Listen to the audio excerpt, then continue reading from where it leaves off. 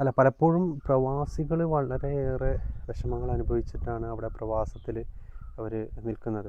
കാരണം അവസ്ഥ അറിയാത്ത കുടുംബങ്ങളൊക്കെ ഉണ്ടെങ്കിൽ അവർ പിന്നെ വളരെ ഡിപ്രഷനിലും അതുപോലെ തന്നെ വിഷമത്തിലാണ്. പ്രവാസം നിർത്തി നാട്ടിൽ എന്തെങ്കിലും ഒരു ചെറിയ ജോലിക്കൊക്കെ പോയിട്ട് അല്ലെങ്കിൽ എന്തെങ്കിലും ഒരു സംരംഭം ചെറിയ രീതിയിലൊക്കെ തുടങ്ങി ജീവിക്കാൻ ആഗ്രഹിക്കുന്ന പല ആളുകളുണ്ട്. എല്ലാ വർഷവും അവർ വരുമ്പോൾ അല്ലെങ്കിൽ 2 വർഷം കൂടുമ്പോൾ അവർ വരുമ്പോൾ പറയും ഇനി പോകുന്നില്ല, ഇനി നിർത്തുക. പക്ഷെ ഒരു 2-3 മാസം കഴിയുമ്പോഴേക്കും ഇവർ നടക്കൂലടാ, പോവുകയാണെന്ന് പറയും. അപ്പോൾ അതെന്താണെന്ന് ചോദിക്കുമ്പോൾ നമുക്ക് പലപ്പോഴും അത് നമുക്ക് വളരെയേറെ സങ്കടം ഉണ്ടാക്കുന്ന കാര്യമാണ്. അപ്പോൾ നമ്മളൊക്കെ പലപ്പോഴും പല രീതിയിലും നമ്മളൊക്കെ പ്രവാസം അനുഭവിച്ച ആളുകളായതുകൊണ്ടാണ് ഈ പറയുന്നത്. അപ്പോൾ ഇത് പലപ്പോഴും അവസ്ഥ അറിയാത്ത ഭാര്യമാരോ കുടുംബങ്ങളോ ഉണ്ടെങ്കിൽ ഇവരുടെ കാര്യം ശരിക്ക് കട്ടപ്പുക എന്ന് തന്നെ പറയാം.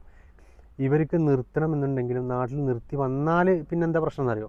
പ്രവാസി അല്ലെങ്കിൽ ഇവരുടെ ഈ ഒരു കുടുംബനാഥൻ ഒരു തടസ്സമായി മാറുകയാണ്. പുതിയൊരു ഫോൺ വാങ്ങിക്കണം എന്ന് പറഞ്ഞാൽ ഇവരെന്ത് ചെയ്യും? പിന്നെ വാപ്പാക്ക് വിളിക്കും, അല്ലെങ്കിൽ പിന്നെ ആങ്ങളൊക്കെ വിളിക്കും. പ്രവാസത്തിലുള്ള ആളുകൾക്ക് വിളിച്ചിട്ട് പറയും പിന്നെ ഇങ്ങനെ സംഗതി വിചാരിച്ചു. അപ്പോൾ അവരെന്ത് വിചാരിക്കും?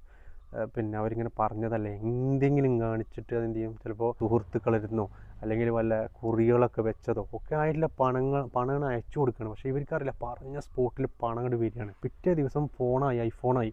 ഇവർ നാട്ടിൽ വന്നു കഴിഞ്ഞാൽ പിന്നെ ഇവർ സാധാരണ ഒരു ജീവിതത്തിലേക്ക് നയിക്കുമ്പോൾ ഇവർ പറഞ്ഞ സംഗതികളൊന്നും നടക്കാതെ വരികയാണ്. അപ്പോൾ ഈ കുട്ടി അല്ലെങ്കിൽ ഈ ഒരു പിന്നെ ഉമ്മ അല്ലെങ്കിൽ ഈ ഒരു കുടുംബത്തിലെ ബാക്കിയുള്ള ഈ അവസ്ഥ അറിയാത്ത ആളുകൾ പറയാണ്, നിങ്ങൾക്ക് അവിടെ തന്നെ പോയി നിന്നാൽ മതിയായിരുന്നു, ഞങ്ങൾക്ക് പിന്നെ ഒരു തടസ്സമായ രീതിയിൽ ഇവരോട് സംസാരിക്കുന്നത് കൂടെ ഈ പ്രവാസി തകരിയാണ്.